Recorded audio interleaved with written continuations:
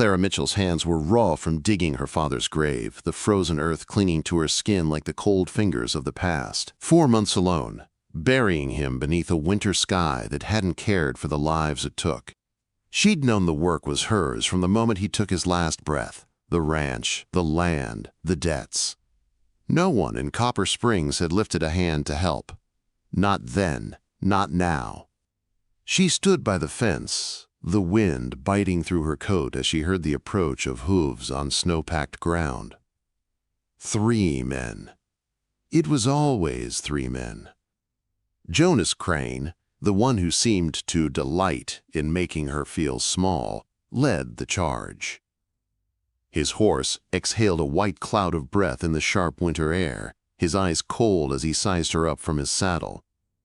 The grin that stretched across his face was wolfish, a predator sizing up its prey. "Mr. Blackwood sends his condolences," Jonas called, his voice smooth, like oil being poured over a flame, "and his final offer." Clara didn't flinch. She'd buried her father alone, fought every inch of the way to keep their land, and this man wasn't going to take it from her. Not while she still had breath in her lungs. "I heard you the first 3 times, Clara said, her voice steady, as the wind tugged at her coat and tried to freeze the words in her throat. "My answer hasn't changed." Jonas didn't seem to mind. He shifted in his saddle, the leather creaking beneath him. The 2 hired hands flanking him, rough-looking men who looked like they'd killed before and would again, kept their hands near their gun belts. "You're a stubborn one, Miss Mitchell," Jonas said, tipping his hat back. "Mr. Blackwood's been more than patient. Your father owed him money." "That debt didn't die with him." Clara's jaw tightened. She felt the heat rise in her chest, but she kept her eyes locked on Jonas. Her father had paid that debt years ago, but there was no way to prove it now. Not without the records. "My father owed him nothing," she said, each word heavy with the truth. Jonas' smile faltered, but only for a second. "Papers can be misplaced," he said. "Things happen out here. Fires, accidents, a woman alone on a ranch. Well, that's just asking for trouble." Clara's stomach twisted at the unspoken threat. She could feel her pulse in her throat, but she didn't show it. Not to him. "Is that a threat, Mr. Crane?" Her voice was colder than the wind biting into her face. Jonas studied her for a long moment. "It's a fact of life, Miss Mitchell." He gathered the reins of his horse, his eyes narrowing with cold intent. "Mr. Blackwood's offer expires at sundown tomorrow. After that, I can't guarantee your safety." Clara watched them ride away, the sound of hooves fading into the distance. Her breath came in shallow gasps, her chest tight as her gaze stayed on the empty road. When the men were out of sight, she let herself exhale, the cold air biting at her lungs. "Miss Clara!" A voice broke through the fog of her thoughts.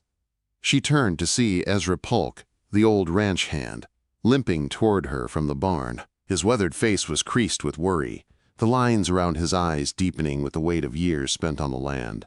At 58, with a bad shoulder from his army days, Ezra had become the closest thing she had to family. "They're gone," Clara said, though she knew it was only for now. For now. Ezra stopped beside her, his eyes fixed on the road where Jonas and his men had ridden. "I heard what he said," he muttered, his voice low with anger.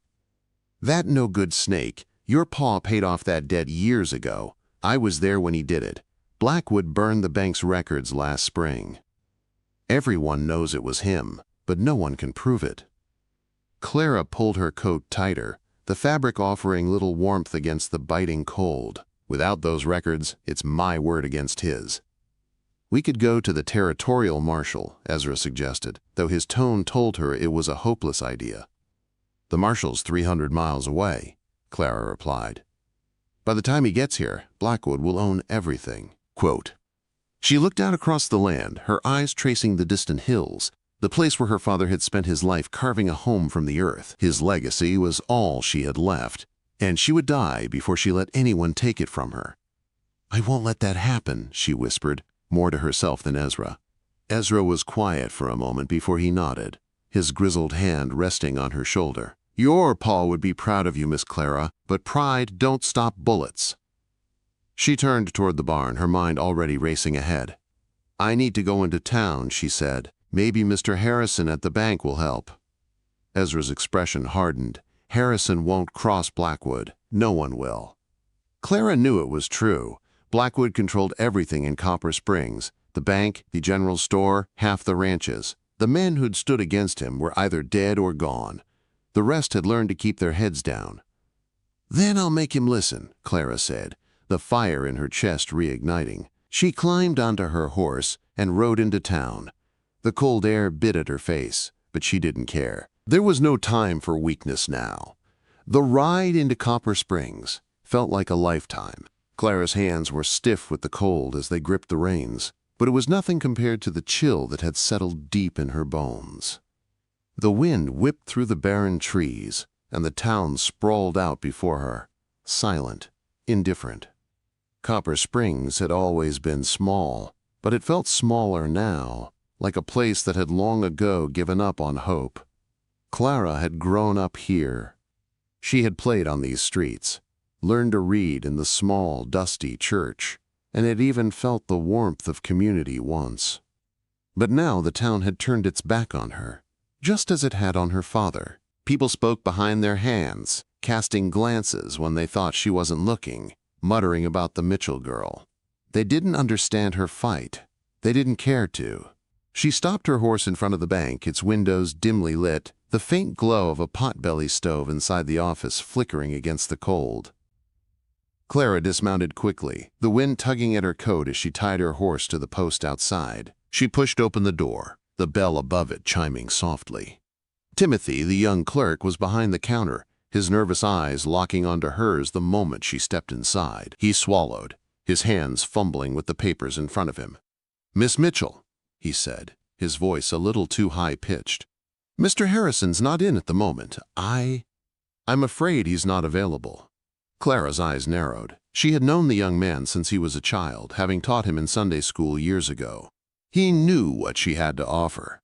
He knew the truth about her father's debt being paid and the lies that Blackwood had spread to cover his tracks. But even that wouldn't get her past Harrison's reluctance to stand up to the tyrant that had taken over the town. "I need to see Mr. Harrison," she said, her tone firm, eyes fixed on the nervous clerk. I can't do that, Miss Mitchell. Mr. Harrison's busy with—" "Then make him available," she interrupted, leaning against the counter, her voice low and steady. "I taught you how to read. You can either go tell him I'm here, or I'll walk into his office myself. Your choice." Timothy went pale. Clara could see the indecision in his eyes, the fear that gripped him. A moment later, he practically ran to the back office. Clara didn't sit. She couldn't. Her nerves were too tight, her thoughts too scattered. She watched as the few other townsfolk in the bank kept their heads low, pretending to ignore her. Some of them, she knew, would side with Blackwood when the time came. They always did. She heard the door to the back office creak open and saw the small, nervous figure of Theodore Harrison appear in the doorway. His face was pale and he adjusted his spectacles, smoothing his thinning hair. He didn't meet her eyes. "Miss Mitchell," he said, his voice barely above a whisper. "Perhaps we should speak privately." Clara didn't trust the man, not after everything that had happened, but there was no choice. The town was crawling with Blackwood's men, and she had to at least try. Without a word, she followed him into his cramped office, the heat of the pot-belly stove pressing against her skin. The room smelled of old leather, stale tobacco, and desperation. Harrison gestured toward a chair, but Clara stood, arms crossed, her back straight. "I need an extension on my loan," she said, her voice steady despite the storm that raged inside her. "Just until spring. Once I sell the cattle, I'll be able to pay it off." Harrison's eyes shifted nervously. "Miss Mitchell, I can't do that. The bank's position is clear." "The bank's position is whatever Harlon Blackwood tells it to be," Clara said, stepping closer, her voice ice cold. "You know that. You've known it for years." Harrison's face flushed with guilt, but his shoulders slumped. "I have a family. I have children to protect. And what about my father's legacy?" Clara's voice cracked, but she quickly forced the emotion back down. "He built this ranch with his own two hands, alone. And now you're going to let Blackwood take it from me, simply because you're too afraid to do what's right." Quote. Harrison flinched but didn't speak. His hands were trembling as he smoothed his hair again. "I'm sorry, Miss Mitchell," he said, his voice barely a whisper. "There's nothing I can do." Clara's breath caught in her throat. She felt the weight of her father's legacy pressing down on her shoulders. She had known it would come to this. She had known Harrison would turn his back on her. And yet, hearing him say it so clearly, the truth of her isolation, it hit harder than she had prepared for. For a long moment, she said nothing. She stared at him, her eyes cold, hard. She didn't care about his apologies. She didn't care about his children. She didn't care about any of it. She turned and walked out of the office without another word. The door swung open and slammed shut behind her, the sound of it echoing in the otherwise quiet bank. The cold air greeted her as soon as she stepped outside. The sky had grown darker, clouds rolling in, thick with the promise of a storm. But Clara didn't notice. Her thoughts were on other things. The ranch, the cattle, the land she had to protect. And she knew she couldn't do it alone. She needed help. She needed a plan. As she crossed the boardwalk to the hitching post, her hand instinctively touched the gun on her hip. She looked up to see 3 men standing in front of Lawson's General Store. Jonas Crane was among them. But they weren't looking at her. They were looking inside. Clara's heart skipped a beat. She didn't need to know what was happening inside the store to know it wasn't good. She could feel it, the air crackling with tension. Her feet carried her forward, even as every instinct told her to turn around, to walk away. The door was ajar. She pushed it open with a creak. Inside, Margaret O'Brien, Widow Maggie, stood backed into the counter, her face pale with fear. The tough, resilient woman who ran the best cafe in Copper Springs now looked helpless. "I told you I don't have the money," Maggie said, her voice trembling. Jonas Crane smiled, dark and sinister. "Then we have a problem, don't we?" Clara didn't think. She acted. "Let her go." The men turned. Jonas' smile faded, his eyes narrowing as he recognized her. "Miss Mitchell," he said, voice almost sweet. "We were just talking about you." Clara's pulse raced, but she didn't step back. Her gaze locked onto Jonas Crane's, her voice steady as she said, "This is between you and me. Leave her out of it." Jonas chuckled, a cold, hollow sound that didn't reach his eyes. "Nothing's between you and me, Miss Mitchell," he replied. "You're just a stubborn girl who hasn't figured out she's already lost." His 2 hired guns flanked him, their hands hovering near their weapons. But Clara wasn't intimidated. She was done with fear. The fire of her father's legacy burned in her chest, hot and fierce. Maggie's voice trembled as she spoke, her gaze darting between Clara and Jonas. "I told you, I can't pay. I don't have anything left." Quote. Jonas smirked. "Maybe you should have thought of that before you started helping the Mitchell girl." He turned to his men and nodded toward Maggie, his voice dripping with disdain. "Mr. Blackwood doesn't like problems, Mrs. O'Brien." Quote. Before Clara could respond, Jonas' eyes shifted to the doorway. There was a shift in the air, something electric that made every muscle in her body tense. The unmistakable sound of boots crunching the snow outside echoed through the doorframe. Slow, deliberate, like the rhythm of a man who knew exactly what he was doing. Then she heard it. His voice, low and steady, cutting through the tension like a knife. "Seems to me the lady's made her position clear." Clara froze, but she didn't turn around. The last thing she expected was someone else walking into this mess. But the footsteps grew louder, and before she could blink, the door swung open.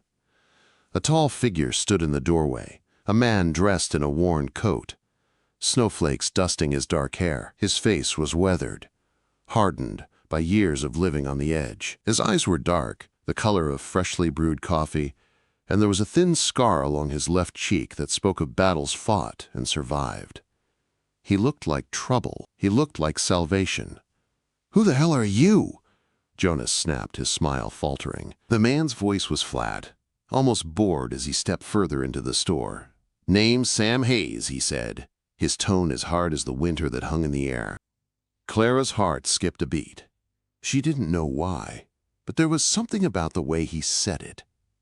Like he wasn't just a stranger in this town, but someone who had been waiting for this moment. Waiting for the storm to finally break. Jonas, eyes narrowed. "Samuel Hayes," he repeated, recognition flickering across his face. "The bounty hunter." "That's the one," Sam replied, his eyes sweeping the room as if he were assessing his surroundings, taking in every detail with cold precision. He turned his gaze back to Jonas. "I don't like what I'm seeing." Jonas' posture shifted, and Clara could see it. The uncertainty, the hesitation. This wasn't just another man showing up for a show of bravado. This was someone who had the weight of 100 men behind him. Jonas' smile was forced, but it still didn't reach his eyes. "Mr. Blackwood won't like this," he said, his tone clipped, tight. Sam didn't flinch. "Your Mr. Blackwood can take it up with me directly if he has concerns," he said quietly, but there was no mistaking the authority in his voice. "But until then, you've got a problem, and I suggest you handle it." There was a long silence, a heartbeat of hesitation, before Jonas jerked his head toward the door. His men, looking more uncomfortable by the second, followed suit. "Let's go," Jonas muttered, casting one last cold glance toward Clara before he turned and led his men out of the store. The door slammed shut behind them, and Clara's shoulders sagged with the weight of a breath she didn't know she was holding. For a long moment, neither Clara nor Maggie spoke. The tension that had filled the room just moments ago dissipated like smoke on the wind. But Clara's heart was still pounding in her chest. "Thank you," Maggie whispered, her voice shaking with a mixture of relief and disbelief. Sam didn't answer right away. He stood still, eyes on the door where Jonas and his men had exited. Then, slowly, he turned to face Clara. His gaze was intense, studying her with a curiosity that made her uncomfortable. "You're the Mitchell woman," he said, his voice flat, matter-of-fact. "It wasn't a question." Clara raised an eyebrow, confusion flickering in her eyes. "How do you know my name?" Sam's expression didn't change, but there was something subtle in his eyes. "Heard about you at the saloon last night." Woman alone holding off Harlon Blackwood. Clara's stomach turned at the mention of Blackwood's name, but she didn't look away from Sam's eyes. There was something about him, something she couldn't quite place, but it felt like a force she didn't know how to fight against. "Taking bets on how long I'd last," Sam continued, his lips twitching into something like a grin. "Funny, I don't gamble." Clara swallowed, trying to shake the nervous flutter in her chest. "You didn't have to do that," she said, her voice quieter now. "What do you want from me?" Sam didn't answer immediately. He took a step closer, his eyes never leaving hers. "I've seen men like Blackwood before," he said, his voice low, almost sad.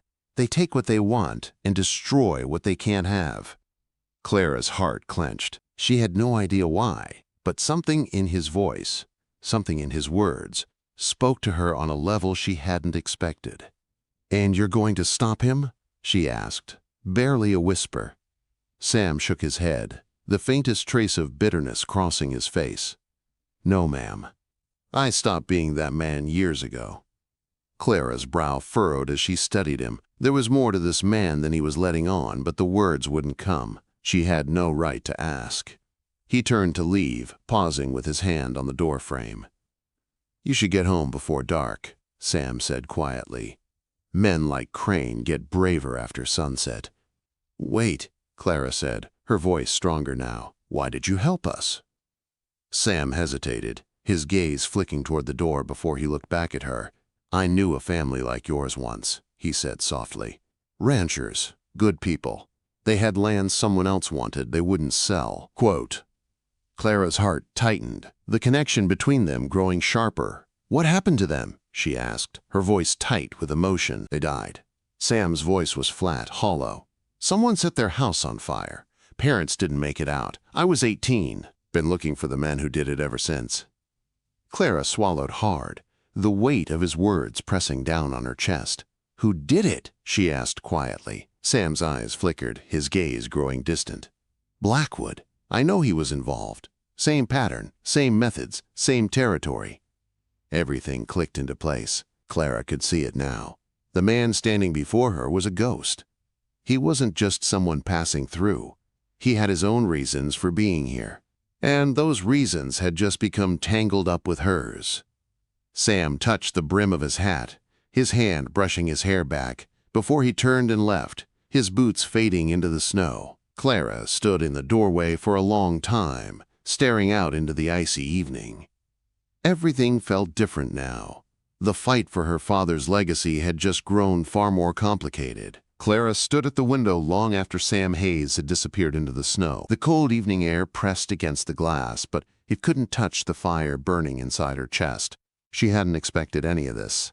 A bounty hunter, a man whose past was as dark as the winter night, offering help when all she had ever known was betrayal.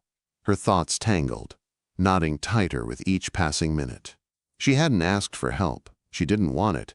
And yet, something about Sam's words, the weight of his silent promise, had settled deep inside her. He wasn't just a stranger. He wasn't just passing through. He had his own demons to fight, and she could feel it. He wasn't going anywhere. Not while Blackwood was still out there. But as she turned from the window, she knew she had no choice but to confront the man who had come to destroy her father's legacy. Blackwood's men had already crossed a line, but Clara wasn't sure how far they were willing to go next. It was time to make a stand. "Miss Clara," Ezra's voice called from the doorway, breaking her thoughts. She turned to face the old ranch hand, his face etched with concern. The firelight cast shadows across his weathered face, deepening the lines of worry. At 58, Ezra was all she had left, and even though his bad shoulder limited him, she knew she could trust him more than anyone else in Copper Springs. "They'll come again," he said, his voice low and steady. Clara nodded. It wasn't a question. They were already coming. They had taken everything else from her, her mother's jewelry, her peace, her future, and now they wanted the land her father had fought to keep. They wouldn't stop until it was theirs. "I'm going into town tomorrow," Clara said, her voice as firm as steel. "I need to make things public. Make people see what Blackwood is really doing." Ezra shook his head, his face filled with concern. "Miss Clara, you can't. Blackwood's men."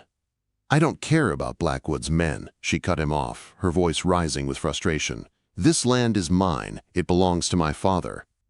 It's all I have left, and I won't let him take it from me without a fight. I'll make sure the whole town knows what's happening." Ezra took a step closer, his hand resting on her shoulder. "I know you're stubborn, Miss Clara, just like your father. But there's a price for all this. We've already seen what Blackwood can do." Clara looked up at him, her heart heavy. "I know. But what choice do I have? If I don't stand up now, it's all over." For a long moment, Ezra didn't say anything. He just stared at her, his eyes soft with the weight of understanding. Finally, he sighed and nodded. "You're right. You've already made up your mind." Clara felt a pang of guilt twist in her chest. Ezra had been with her father since before she was born. He had raised her as much as her father had. And now she was asking him to risk everything for a fight she didn't know if they could win. But the fight wasn't about survival anymore. It was about something deeper. She didn't know if they could win, but she couldn't lose.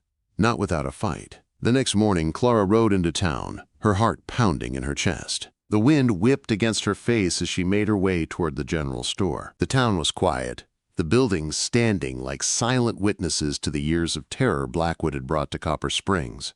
Clara had no illusions. The people here had already picked their sides.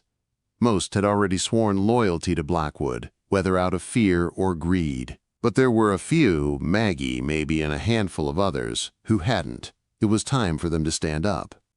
The general store was busier than usual, and Clara noticed the way the townsfolk fell silent when she entered. They didn't speak. They didn't have to. The whispers were there, thick in the air, like smoke that no one dared to breathe. She walked straight to the counter, her eyes scanning the room. There, standing in the back, was Theodore Harrison. He wasn't looking at her. He was looking at the floor, shuffling papers as if he hadn't seen her ride in.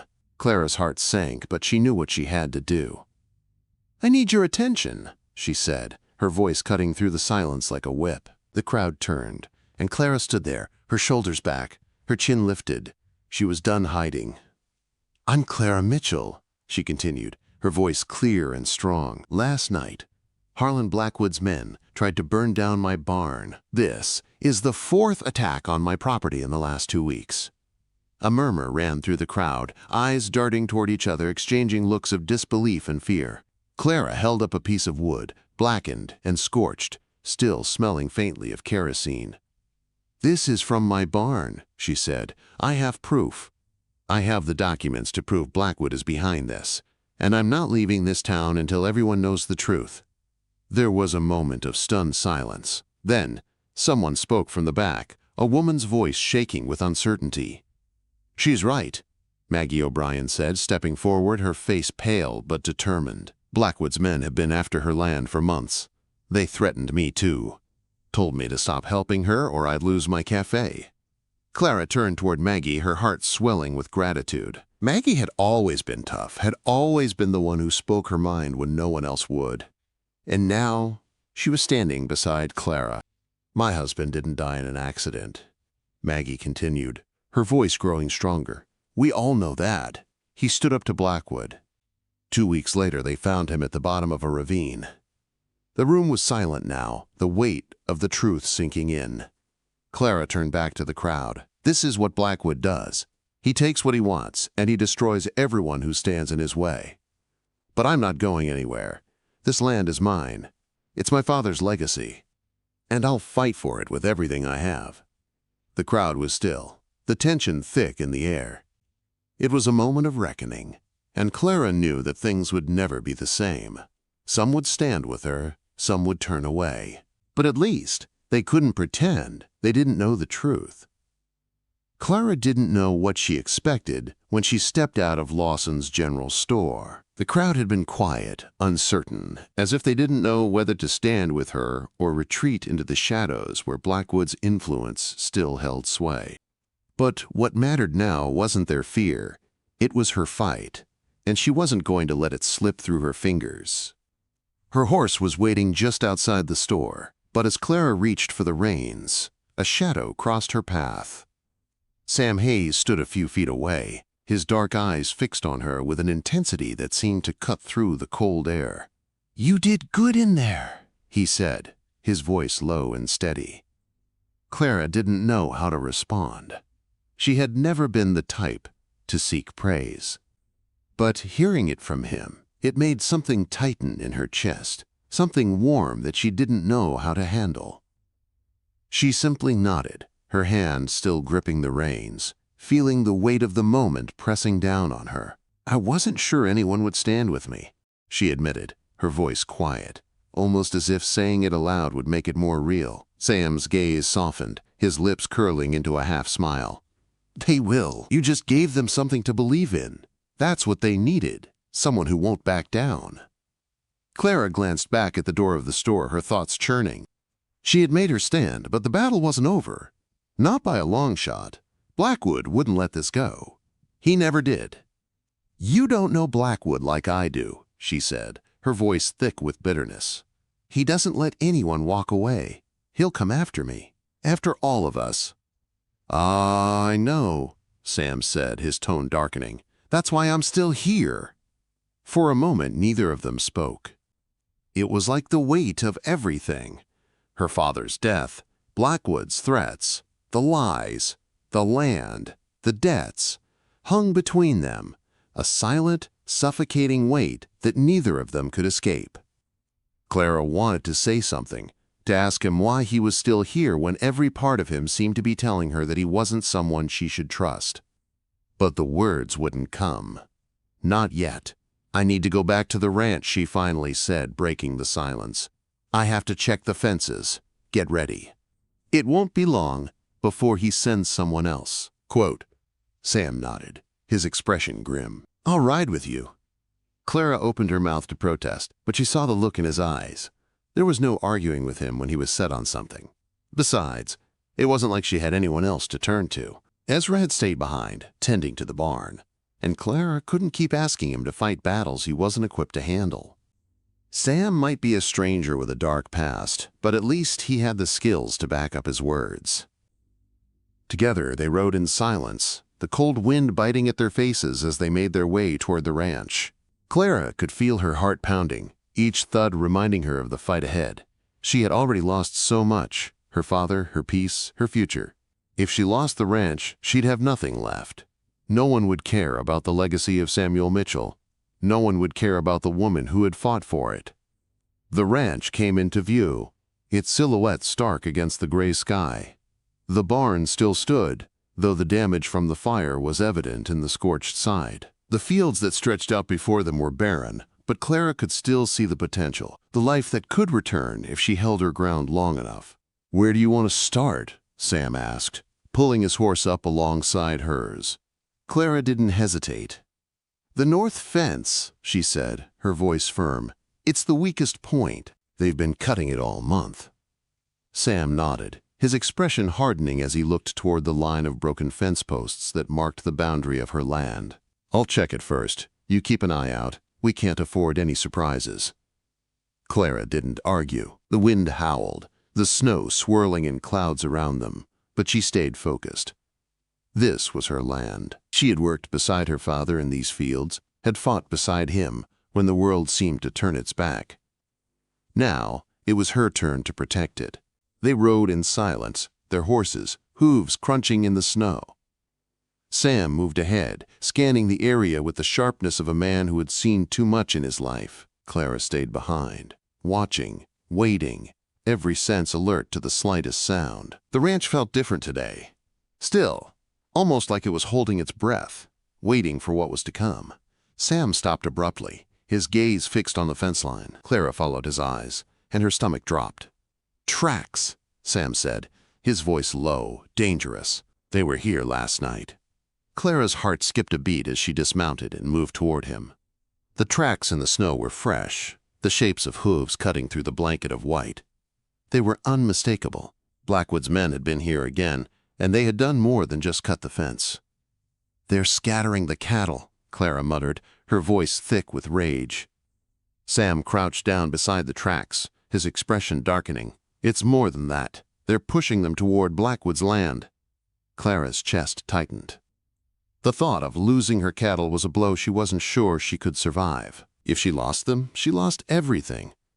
Her last bargaining chip, her chance to stay afloat, to keep Blackwood from taking the land she had worked so hard to protect. "We can't let them take them," she said, her voice fierce. "I'll go after them." "No," Sam said, his hand on her arm stopping her. "We'll go together. We'll get them back." Clara didn't argue. This wasn't just about cattle anymore. It was about taking a stand. It was about showing Blackwood that she wouldn't bend. Not now. Not ever. They rode out together, the wind howling in their faces as they followed the tracks north. The landscape was quiet, desolate, but it felt like the calm before a storm. The further they rode, the closer Clara came to the truth. This wasn't just a fight for land. It was a fight for everything she had left, for the father she had lost, for the legacy he had built, for the people who had stood by her, and she wasn't about to lose that fight. Clara's heart pounded in her chest as she and Sam rode toward the northern pasture. The snow crunched beneath their horses' hooves, the wind howling through the barren trees. The tracks led them deeper into the wilderness, each step taking them closer to the moment of truth. They were nearing the boundary of Blackwood's land, and Clara knew that when they crossed into that territory, there would be no turning back. Her cattle were her last hope. If they were lost to Blackwood's men, it would be the final blow. There would be nothing left for her to fight for. She couldn't let that happen. Not now. Not after everything she had fought for. As they reached the crest of a hill, Clara saw them, the cattle, scattered across the frozen fields, moving toward the boundary fence. She could make out the figures of Blackwood's men, riding alongside them, herding them toward the far end of the pasture. The sight made her blood boil. "Stay low," Sam murmured, his voice grim. "We'll circle around and cut them off." Clara nodded, her jaw tight with determination. She had been pushed too far, too many times. This time, there would be no retreat, no backing down. They moved quickly, their horses slipping through the snow as they made their way around the herd. Clara's heart raced, her breath coming in shallow gasps, but she kept her focus. Every instinct told her to charge ahead, but she knew the danger of rushing in without a plan. Sam had been right. They needed to be smart, strategic. They waited in silence, hidden behind the ridge, watching the men as they drove the cattle closer to the boundary line. Clara could hear their muffled voices, the sound of their horses' hooves in the snow. Sam turned to her, his expression hard. "On my signal," he whispered, "we ride straight at them." Clara's pulse quickened, but she didn't hesitate. She had already made her choice. She was going to take her stand. "Now," Sam said. They spurred their horses forward, galloping toward the herd. The sound of hooves thundering across the snow echoed through the valley. Clara's heart raced as the men turned, startled by the sudden attack. They scrambled to draw their guns, but Clara was faster. She fired first, her shot ringing out as one of the men dropped from his horse. Sam's gun followed almost immediately, and another man fell to the ground, his body crumpling like a rag doll. The remaining men hesitated for a moment, unsure of what to do, and that was all the time they needed. Clara and Sam rode through the herd, pushing the cattle away from the boundary line and back toward the ranch. The sound of gunfire still echoed in the air, but the men were retreating now, fleeing into the distance, too afraid to stand their ground. Clara didn't stop to watch them go. She focused on the cattle, her mind racing as she led them back to safety. As they crossed the boundary line, Clara could feel the weight lifting off her shoulders. The cattle were hers again. The land was hers, for now at least. They rode back to the ranch in silence, the snow still falling softly around them. The wind had died down, and the world felt eerily still, like a breath held in time. Clara's mind was a whirlwind of thoughts, but one thing stood out above the rest. She had done it. She had won. When they arrived back at the ranch, Ezra was waiting for them at the barn.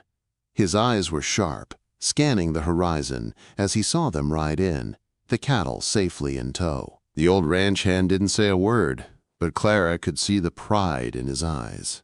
She had done it. "We've got work to do," Clara said, her voice steady as she dismounted. "Get the fences fixed. We need to be ready." Sam stepped up beside her, his gaze lingering on the cattle as they moved into the pasture. "You're not done yet, Clara," he said quietly. "You still have to deal with Blackwood." Clara looked up at him, her heart pounding in her chest. "I know," she said, her voice tight, "but for tonight, I'll take what I can get." The next few days passed in a blur of hard work. Clara and Ezra patched the fences, repaired the barn, and tended to the cattle. Sam helped wherever he could, his presence a quiet, steady force that gave Clara the strength to keep going. There was still much to do. Blackwood wouldn't let this stand. But for the first time in months, Clara felt something she hadn't in a long time: hope. One evening, as Clara sat on the porch watching the sun set behind the mountains, she heard the sound of hooves approaching. She didn't need to look to know who it was. Sam's figure appeared from the shadows, his silhouette outlined against the fading light. He walked up to her, his steps slow, deliberate. "It's not over yet," he said, his voice low. Clara didn't look at him. She kept her gaze on the horizon, her thoughts 1,000 miles away. "I know," she said softly, "but I'm ready." For a long time, neither of them spoke. The silence between them was thick, but it wasn't uncomfortable. It was a shared understanding, an unspoken promise. Finally, Sam broke the silence. "I'll stand with you, for as long as you need me." Clara turned to him, her heart beating faster at the sincerity in his eyes. She had never expected to find someone like him, someone who didn't just fight for survival, but for something worth protecting. "I won't give up," Clara said, her voice steady. Sam smiled, a rare, genuine smile that made him look younger, lighter. "Neither will I." And for the first time in a long time, Clara felt the weight of the world lighten, just a little bit. If you felt this tale in your heart, don't forget to like, share, and subscribe to Archives of the Wild West, where every story rides through the dust, the danger, and the kind of love that never dies. See you in the next tale, partner.